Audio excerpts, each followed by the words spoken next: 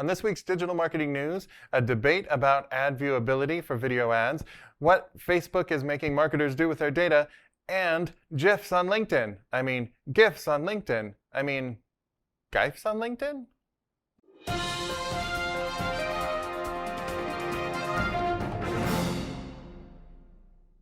Welcome to the Digital Marketing News. I'm Tiffany Allen, and with your first story is Josh Knight. Hey, that's me. Hey. I have an exciting thing to report. Tell me. Our good friends at LinkedIn, who are, of course, a hashtag client. That's how the kids do. That's the hashtag right there. Yes, but the good folks at LinkedIn have been busy making their site maybe a little less of that super buttoned-down corporate kind of deal, and letting people know that it's okay to be a little more personable on the site. As somebody who does a lot of B2B marketing, I feel like that's cool because the people behind the business are the people we're trying to reach. So this latest development is they're adding support for GIFs. Animated GIFs, otherwise known as my favorite way to express myself online. True. Nothing says, why would I say the word whatever when I could have a little GIF of Amber from Clueless saying whatever instead? Yeah. It's beautiful. So yeah, LinkedIn is adding GIF support. They're working with the Tenor GIF keyboard, which is the kind of industry standard. That's what you'll find on your iPhones and your Places and your Facebooks and those kind of things. So this is only going to be in private messages, and as much as this is really cool, I would encourage everyone to use it with caution. Yes. Keep in mind this is still a platform for business communication. Don't put minions at the end of your sales emails. I don't think they're going to help. Yeah, unlikely to help. Right. Agreed. There's other news happening out there in the world about social media. Lies. Yeah, no, it's true. Okay. So Facebook recently introduced new terms of use for customer data tracking and measurement. So Mark Zuckerberg, when he was at his hearing in front of the House committees, he released this information saying that Facebook intends to be globally GDPR compliant by the rollout date of May 25th. So the most surprising change, which will affect marketers who love a good graph and some good analytics, basically advertisers are not allowed to share their analytics data from Facebook in case studies and things like that. No screenshots. It has to stay all internal. It can't be in a PowerPoint presentation. It can't be in an external facing case study. All of those reports, so the campaign reports and analytics, need to stay internal without written consent from Facebook. Like the Facebook, the entity, I guess. Yeah, not, It's just, so write them an email and just like, Dear Facebook, I would like to show my clients these graphs. And if they respond okay, then it's fine. Odds are if you're writing it on the Facebook platform, they will respond before you're finished typing because they will already know what you were going to say. Maybe, maybe not. Ooh. It's a brave new world. All right. Well, Josh, why don't you kick us off with our next story? I will. I'll be right over here. Hey, I'm over here now. And I have a story for you. It's, well, not a story. I guess once upon a time, there was native advertising. And the growth in native advertising had been growing. The growth itself had been growing every year. But this year, it turns out that native advertising growth is actually projected to slow. Now, we're still going to see some growth. We're talking going up 31%, so nearly a third, all the way to $32.9 billion. However, this is much, much slower growth than in previous years. In 2015, it went up 50%, and in 2016, that was 64%. So the growth is slowing down. However, we are going to have a market that's up over $41.1 billion by 2019. And overall, that's going to be 61% of total digital display ad spending. So I think this is interesting data. It just came out from eMarketer. But I feel like this is kind of a natural progression. We wouldn't expect to see rampant, unchecked growth in any channel or any platform forever. I think this is the time for marketers to kind of dig in and take a minute to cautiously assess what they're doing with native advertising. Look at some of the new channels that are emerging to counter that kind of Facebook, Google duopoly. So Amazon, by the way, is one of those that's emerging pretty quickly and becoming a search engine in its own right. So look at that if you have any kind of B2C product that you're offering.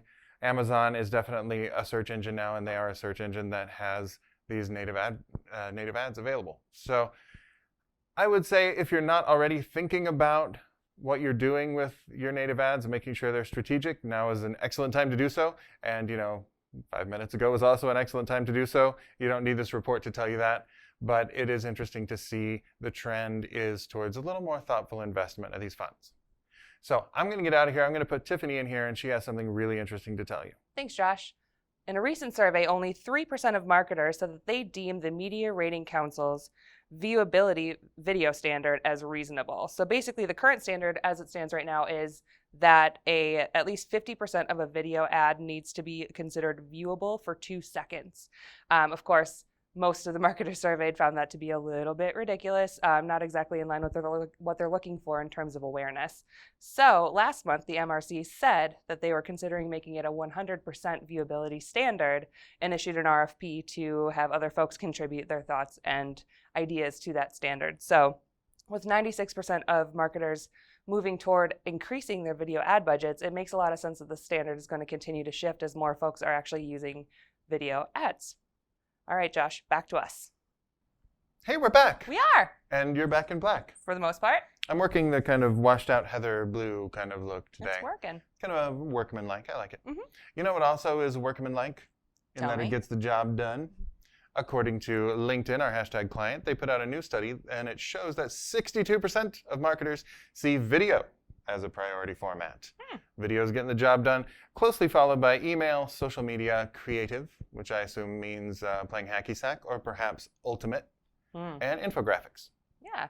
And 93% of those people actually said that video allows B2B brands to engage in more creative storytelling. So whether that's visual, of course, audio recordings with associated graphics are also another option. I think it's an interesting way for folks to get their story out there. Yeah, I love the variety that's available in video, because you can have, you know, if you don't even have any people or any camera equipment, you can still create a video. Yeah. It's happening. So 62% of folks said that video helps build brand awareness, and 50% said they invest in video to promote goods and services. Makes sense. You can have your how-tos, you can have your product demos out there. A little bit harder for our software as a service people, but you can still highlight your people. You can show what your solution does. You can do a case study, that kind of thing. Just not with their Facebook data, that's for sure. No, no, no. What's interesting, though, is along with gaining awareness, 77% said their B2B videos were getting them more leads, and 78% of that subset said that their leads were higher quality. Ooh.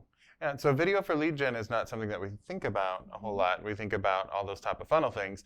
But if you've got your call to action correct and it's clickable and people can hit a form from it, you could be genning some leads. Why not? Leading some gens? Yes. Something like that. Absolutely. Hey, you know what I like when I'm out in the world? What do you like? I like to hear a really smart marketer or two talk about some things that I need to learn about marketing. So if you are anything like me, and for your sake, I hope you're not, I'm a total mess, but we have a couple of opportunities coming up for you to see our CEO, Lee Oden, speak and talk about topics such as B2B influencer marketing, maybe things that can help boost your marketing. So the first is April 29th through 30th, coming right up. That's the Marketo Marketing Nation Summit. That's in sunny San Francisco. And Lee will be speaking Monday, April 30th at 1:30 p.m. So if you're at that event, please go see him. Come shake his hand afterwards. He's a super nice dude, and he has an excellent beard. Also, the weekend after that, May 2nd through 4th, is the Content Marketing Conference in Boston. Oh. I'm assuming the Boston that's in Massachusetts. Probably. Yeah, probably not Boston, Georgia, Boston, Massachusetts. Lee will actually be co-presenting, this is super cool, with Amisha Gandhi from SAP. Awesome. So SAP is, of course, huge, and they have been doing amazing stuff with influencer marketing. They're also a hashtag client, and we've helped them with some of their amazing things that they do. But they absolutely rule. Amisha is one of the smartest marketers I've ever seen, and of course so is Lee. So if you can hit either of those, definitely hit them up. Yeah, definitely. And if you're just looking for more marketing news in the meantime, you can check out the blog post into which we're embedded, or go to toprankblog.com for more content. Or you can follow me on Twitter at Tiffany_Allen, or you can follow TopRank at TopRank. Yep, you can find me on Twitter at Nightrights. That's NITEWRITES. And if you're digging the channel and you'd like to see more of our stuff, please do hit the subscribe button and ding that little notification bell to make sure you get all of our latest and greatest content. Excellent. We'll see you next week. Thanks for tuning in. Bye.